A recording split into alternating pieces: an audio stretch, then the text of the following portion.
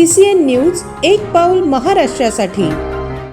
एकीकडे विकासाच्या मोठ्या मोठ्या गप्पा मारल्या जात असताना दुसरीकडे मात्र बुलढाणा जिल्ह्यातून एक अत्यंत संतापजनक बातमी समोर येत आहे।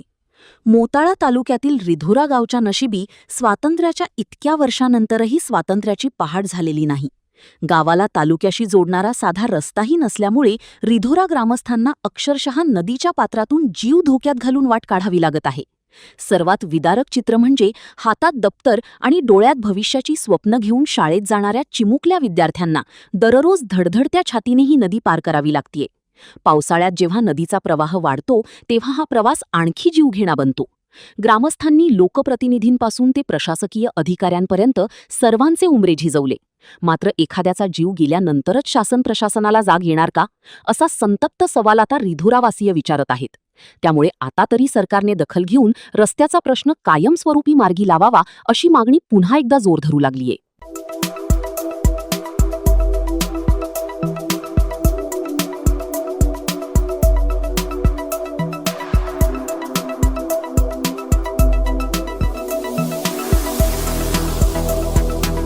तसेच आपल्या भागातील महत्त्वाच्या बातम्या पाहण्यासाठी CCN न्यूज डेस्क चॅनलला सबस्क्राइब करा आणि बेल आयकॉन प्रेस करा।